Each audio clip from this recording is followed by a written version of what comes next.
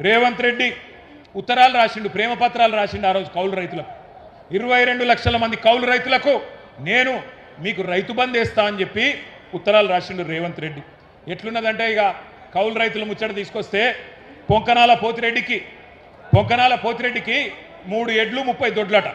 గట్లున్నది రేవంత్ రెడ్డి గారి వ్యవహారం. ఎన్ని పొంకనాలు కొట్టిండు ఆ రోజు? 3 పంటలకు వేయాలి, కౌలు రైతులకు ఇవ్వాలి. ఇలా ఒక్క పంట కూడా ఇవ్వలేని ముఖం ఇవ్వాలన్నట కేసీఆర్ గారి గురించి మాట్లాడుతూ ఉంటాడు.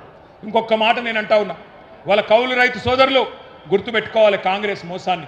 22 లక్షల మంది కౌలు రైతులు ఒక్కొక్కలకు రేవంత్ రెడ్డి ప్రభుత్వం, కాంగ్రెస్ ప్రభుత్వం ఎకరానికి 37,500 రూపాయలు బాకీ ఉన్నది. మొత్తం కౌలుదారులకు రాష్ట్ర వ్యాప్తంగా 22,500 కోట్లు మీరిచ్చిన రైతు డిక్లరేషన్ ప్రకారం మీరు బాకీ పడ్డరు. కాంగ్రెస్ వాళ్ళు కనబడితే కౌలు రైతు సోదరులారా కాలర్ పట్టుకొని నిలదీయండి. ఏమైంది నీ డిక్లరేషన్? నయ వంచనకు 4 ఏళ్ళు నిండింది, ఎక్కడ తెచ్చిండ్రు కాంగ్రెస్ వాళ్ళు అని చెప్పి గల్ల పట్టుకొని అడగండి. ఇక రుణమాఫీ కథ, ఇక అది ఎట్లా అంటే చెప్తే భారతం అంతా రాస్తే రామాయణం అంటున్నది.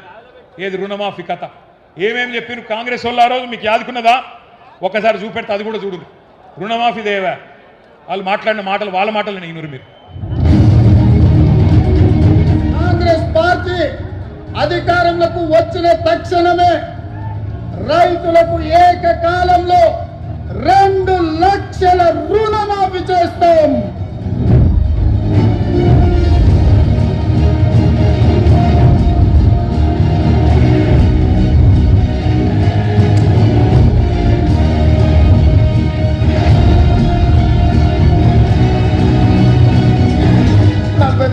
అవుతుంది కానీ ఏమవుతుంది? ఒక సంవత్సరం నేను కడుపు కట్టుకుంటున్నా అంటే ఆ 40,000 కోట్ల రూపాయలు బ్యాంకులకు ఎడవసేతో చెల్లిస్తాను. నేను ఇచ్చిన మాట ప్రకారం 2 లక్షల రూపాయల రుణమాఫీకి అవసరమైన 31,000 కోట్ల రూపాయలు సమీకరించుకుంటున్నాం. ఇప్పటికే 12,208 కోట్ల రూపాయల రుణమాఫీ రైతులందరికీ ఇక్కడ నుంచి అకౌంట్ నుంచి ట్రాన్స్ఫర్ అవుతూ ఉంటాయి. Statistics is saying that so far only 7,500 crores only have been renewed and given to the farmers. రైతు రుణమాఫీ చేసినాం, రైతు భరోసా అమలు చేసినాం. అందరికి వచ్చిందా రాలేదా అంటే నాకు తెలీదు. అందరికీ వచ్చిందా రాలేదా అంటే నాకు తెలియదు. మరి నువ్వెందుకు ముఖ్యమంత్రి పీకనికా? నీకు ఎరువులు వచ్చినాయో రాదో తెలియదు, పైసలు పడ్డాయో లేవో తెలియదు, ఆటోలోళ్ళు చెత్త తీస్తున్నారో లేదో తెలియదు. మరి ఎందుకున్నావు నువ్వు? ఎలక్షన్లకు ముందేమో ఉరుకుండ్రి 2 లక్షలు తెచ్చుకోండి నేను రాగానే కడతా అన్నాడు. ఎక్కడ మొదలైంది కథ? రాగానే మీటింగ్ పెట్టిండ్రు బ్యాంకులతో. పెడితే బ్యాంకు వాళ్ళు చెప్పిర్రు, సారు 50,000 కోట్ల రూపాయలు కావాలి, మొత్తం 2 లక్షల రుణమాఫీ మీరు మాట ఇచ్చిన ప్రకారం చేయాలంటే 50,000 కోట్లు కావాలన్నారు. అంటే రేవంత్ రెడ్డి ఏమన్నాడు? 50,000 కోట్లు లేవు నా కాడ, 40,000 కోట్లు కడతా అన్నాడు. డైలాగ్ కొట్టి నిన్నారు మీరు ఇప్పుడే. ఒక్క సంవత్సరం కడుపు కట్టుకుంటే 40,000 కోట్లు ఎడమ చేత్తో కట్టేస్తా అన్నాడు. మరి కట్టుకోలేదా కడుపు? దోసుకుంటూనే ఉన్నావా? నిండుతలేదా నీ కడుపు? 40,000 కోట్లు అన్నాడు. 40,000 కోట్లకి వెళ్ళి క్యాబినెట్కి పోయే వరకు మళ్ళీ 9,000 కోట్లు మింగిండు. 31,000 కోట్లు అని క్యాబినెట్లో పెట్టిండు.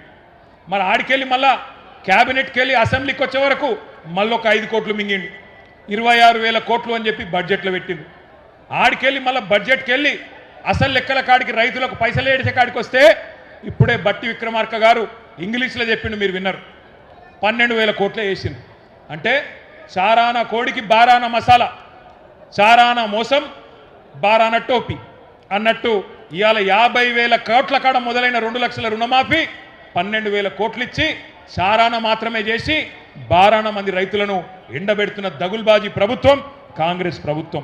ఎన్నికలకు ముందేమో ఎగేసిండు, ఎన్నికల తర్వాతనేమో ఎగబెట్టిండు రుణమాఫీ.